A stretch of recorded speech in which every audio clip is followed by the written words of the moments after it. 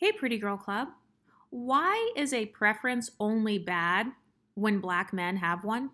Have you ever stopped to think that a lot of unambiguous mono dark skinned black women just don't want black men to have a preference because they don't want MLS women to be a preference to someone?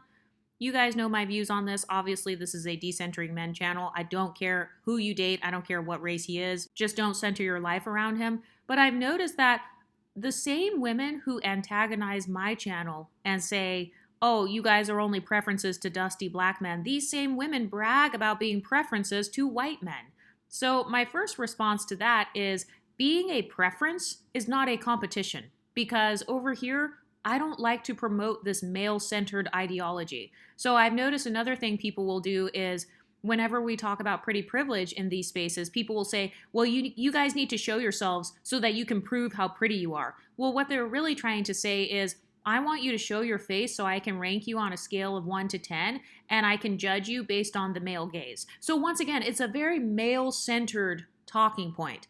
And I've noticed that a lot of the colorism, texturism, featureism conversations revolve around men because whenever I have looked at an unambiguous woman's YouTube channel, and then I watch a video hoping to get actual examples of her personally experiencing colorism. And no, I'm not talking about light-skinned people getting less jail time because I do not stereotype black women and men as automatically being criminals who are about to go to jail. So I'm going to need the women to come up with like some better examples of like them actually experiencing the colorism and stuff.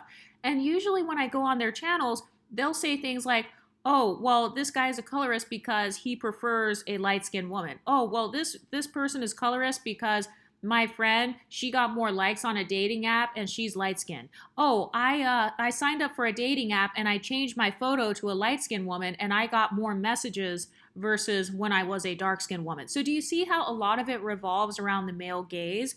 And then oftentimes when these black women try to antagonize my channel, then they'll say things like, well, you guys are probably just ugly and not preferred by men, and so you guys are mad, and that's why you're making YouTube channels.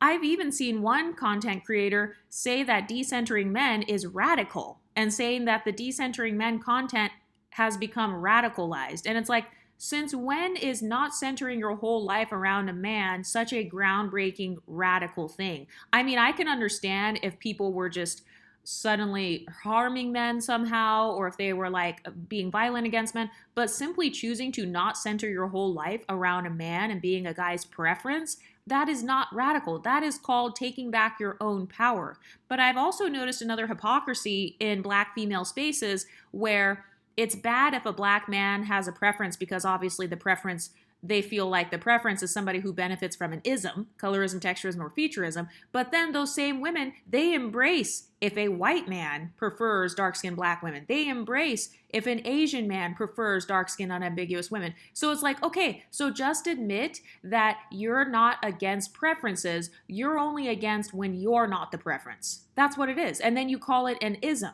because you are just not that guy's preference or whatever. But like I said, a lot of this comes from women who center their self-worth and their self-esteem around what a man thinks. I've noticed that a lot of women in black spaces on YouTube, they're very white male-centered or very white-centered. I've noticed the same thing also with a lot of black men because what they'll do is they'll come over to spaces like mine and then they'll try to say, well, white men see you all as black.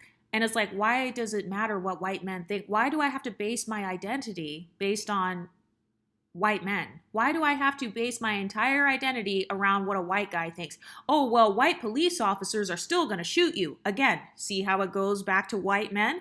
Oh, well, white people at KKK meetings, they would still burn you up. They would still burn a cross in your front yard. Okay, once again, see how it's going back to whiteness? Oh, well, white men, they don't prefer you as a light-skinned woman. They prefer me. So once again, it's still revolving around white men. And I've noticed that a lot of people, they revolve their racial identities based around what white people think. They revolve their beauty standard based around what white beauty standards are. They revolve their inferiority complexes based on their own proximity to whiteness or their distance away from whiteness. And then at the same time, they will turn around and get excited when a white man prefers them. So this is why I say that a lot of women, they don't actually care about ending colorism, texturism, or featureism. They simply want to be the ones that are preferred. In a lot of cases, it's about these women wanting validation. They want validation from the media, or they want validation from black men or white men, or they'll go date like some non-black guy so that they can throw it in the face of black men, or they'll throw it in the face of mixed women and say, ha ha, my boyfriend's a rich white guy. And then if I really wanted to be funny, I could be like, well, ha ha, your children are going to look like me. But I've noticed that a lot of people in the black community have a hierarchy mindset. So everything's based on hierarchies. Your beauty is based on what white men think of you. It's based on what black men think of you. It's based on what white Hollywood thinks of you.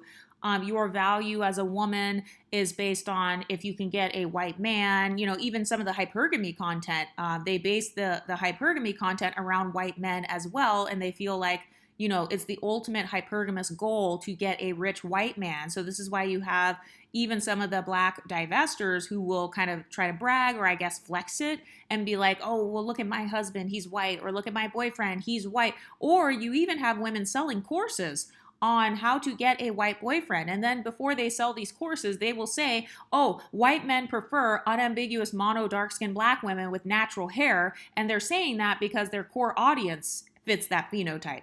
But if that was truly the preference of the majority of white men, then where was this energy for Francesca Rivers when she got cast as Juliet? I thought she was their preference, right? Where was that energy?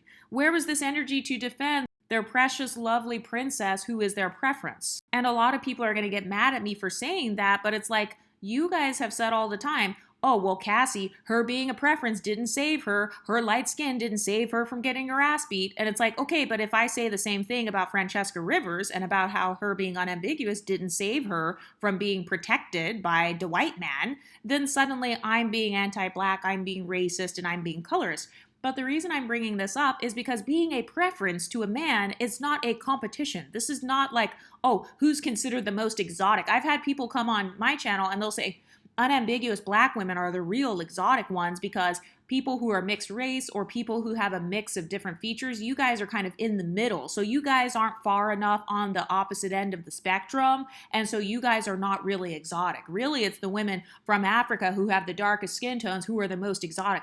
And so they're trying to make being exotic a competition. They want to make being a preference a competition. And it's like, this all comes from that deep-rooted hierarchy thinking. And also, exotic just means that you are perceived as looking different than either your own group or you're dating someone maybe from a different ethnic group, and so they perceive you as exotic. But guess what? What's the exact opposite to unambiguous blackness? It would be unambiguous whiteness. So you're still being white male centered. You're saying, oh, well, the white man likes me better because I look farther away from his phenotype than you. And so therefore, Massa, he would like to pick me over you. So haha, I'm a preference. Massa loves me. And it's like, wait, I thought that you were against preferences because you said that preferences are based on colorism, texturism, featureism, and you don't like preferences because you think they're like racist. So what happened to that talking point? You just threw that talking point out the window once you felt like you were a preference. And so this is why I do not take a lot of this colorism, texturism, featureism discourse seriously, because it's not about ending any of those things. It's about simply reversing who's the preference. It's about women who want more social power and women who feel validation starved. And so they're seeking after that validation from white men because maybe they didn't get it from black men or whatever, or they want to be able to one up a woman like Cassie and say, ha ha, that's why Cassie got her ass beat. I'm over here living my best life with my white man. And it's like, if I were to celebrate an unambiguous woman being unalived or being mistreated, my whole channel would be gone. So this is how I know that none of this is about social justice. This is actually about social status. And this is also why I have my theory that a lot of people want to date us or create us. Usually you will see black men with some sort of mixed race woman or a light-skinned woman or a woman that benefits from an ism, whether it's texturism or featureism. And by the same token, you usually see unambiguous black women who are with either non-black men, so maybe he's Hispanic, he's Indian, he's Asian or something like that, he's a white guy, or in some cases he might be a biracial guy, and they will be creating us. And so either way, this community is going to continue to grow. The unambiguous phenotype in the United States seems like maybe it's not being birthed as much. I think part of it is like due to the child-free movement. But another part of it is because when a lot of people do choose who they're going to be with or whatever, usually it's someone of a different phenotype. And so that's where you get people like us from here in this community. And so I don't care what you do as long as you put some respect on our name. Okay? So just like it's okay for unambiguous women to be a preference, it is also okay for women who are not unambiguous to be a preference or to decenter men altogether, which is what I really promote on this channel. But also people need to put respect on our names because your children will look like us. Anyway, what do you ladies think? Let me know in the comment section and I'll talk to you next time. Stay pretty, ladies.